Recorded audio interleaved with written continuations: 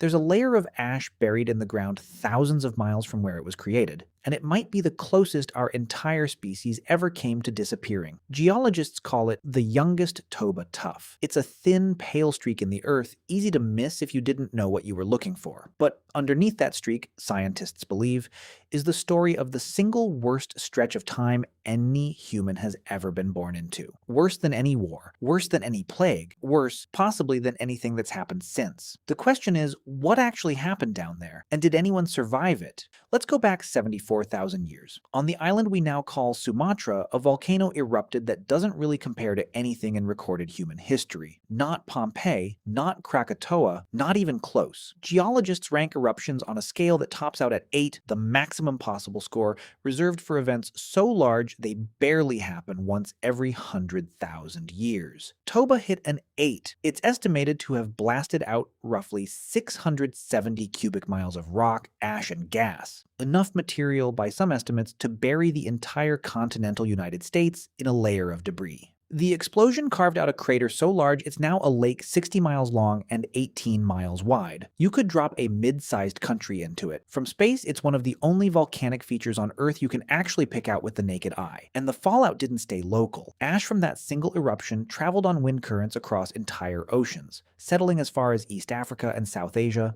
burying forests and rivers under inches of gray dust thousands of miles from where the mountain used to stand. Picture waking up one morning and the sky simply doesn't clear. Not for days, not for weeks. The sun becomes a dim smear behind a permanent haze, and it stays that way for years. That's the scale we're talking about. And here's the part that made scientists lose sleep for 2 decades. For a long time, the leading theory wasn't just that this eruption made life hard for early humans, it was that it nearly ended us completely. Here's why they believed that. When geneticists study human DNA today, they find something genuinely strange.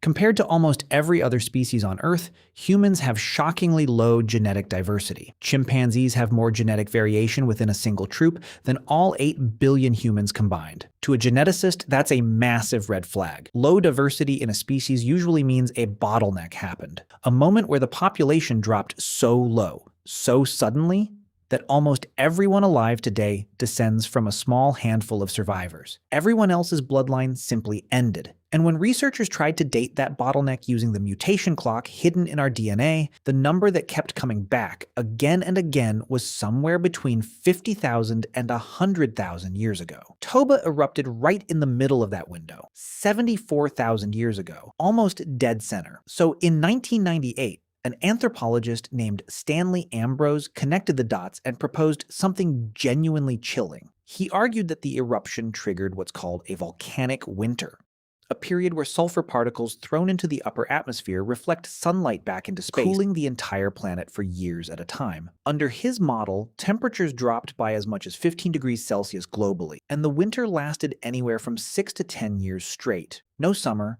no harvest season, no break, just cold, gray, dying land, year after year.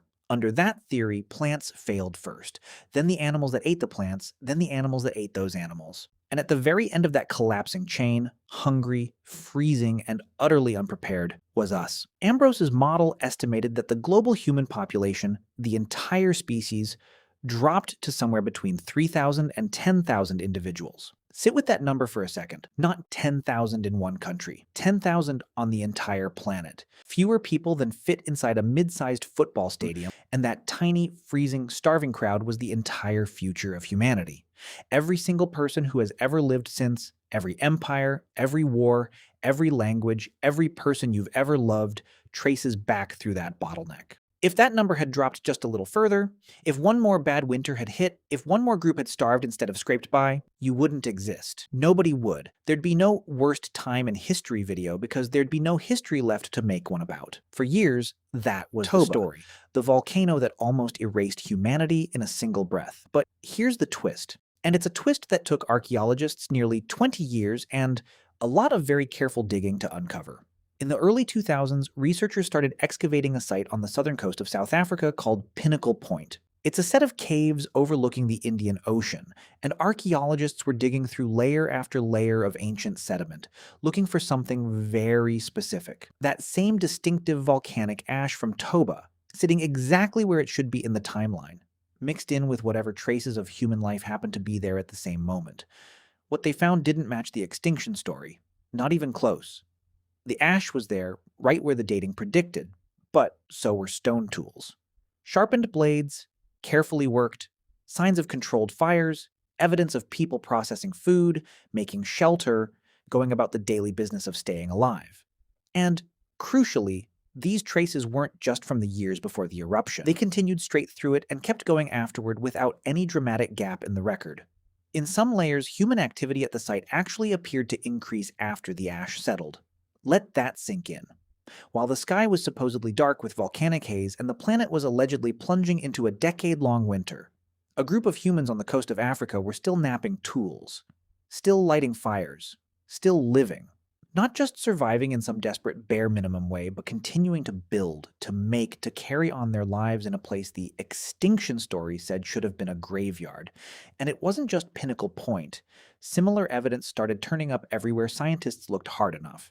In East Africa, in the Horn of Africa, in South Asia, and remarkably in sites in Indonesia itself, practically standing in the shadow of the volcano that supposedly ended the world. Site after site showed the same pattern. Continuous human occupation straight through the eruption. No mass die-off written into the ground. Here's what makes this so important. It wasn't just that a lucky handful of humans happened to scrape by somewhere. It's that in at least some places they didn't even seem to be struggling. But here's the thing that really convinced skeptics of the old catastrophe theory to start walking it back. It wasn't just archaeology. It was the climate itself. Scientists went back and studied ancient lake sediments in East Africa, layer by layer, looking for physical evidence of the volcanic winter Ambrose had proposed.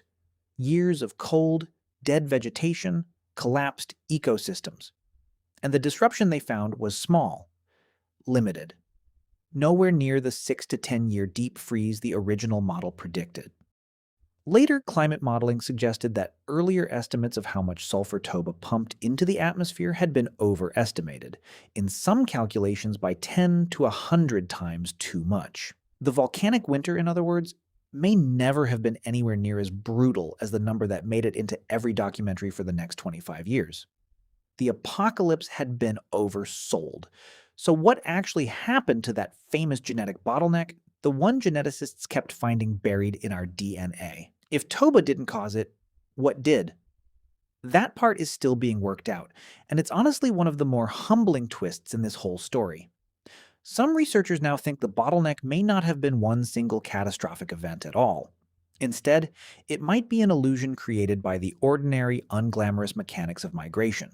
Small founding groups leaving Africa in waves, each one carrying only a slice of the population's full genetic diversity with them, generation after generation. Until the mathematics of that process alone produced the same signature scientists had assumed only a disaster could explain. In other words, there may never have been one single doomsday. Just the slow, quiet math of small groups spreading out across an enormous empty world. But there's one more detail that makes this story worth telling, even if the apocalypse turns out to have been exaggerated. And it's the part that should genuinely change how you think about it. That coastal group at Pinnacle Point wasn't just riding out bad luck. Researchers believe they had something close to an insurance policy. The ocean itself. Shellfish clinging to the rocks along that coastline don't disappear when the sky turns gray and the plants above ground start to wither. They don't need sunlight the way crops do. They don't migrate away when the hunting gets thin. They just sit there, waiting, tide after tide, for someone patient enough to come and collect them. While inland ecosystems were struggling, however severely, however mildly, the ocean kept quietly delivering meals, one low tide at a time, to anyone smart enough to notice the pattern and show up at the right moment.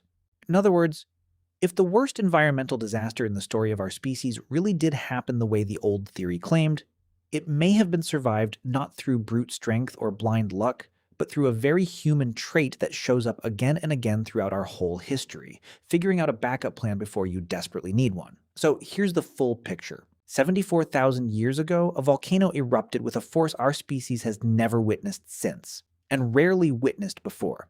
For 20 years, the leading scientific theory held that it nearly wiped every human being off the planet, crushing our entire species down to a group small enough to fit inside a stadium section. But when archaeologists finally dug deep enough to actually check the ground beneath that ash layer, The evidence told a very different story.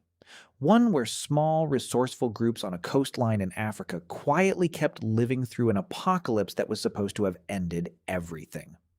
We still don't know for certain, even now, whether Toba really was the worst time in history to be born human, or just the scariest story we told ourselves about one for 2.5 decades. Scientists are still arguing over the details, still pulling ash samples out of the ground on 3 different continents, still trying to figure out exactly how close the call really was.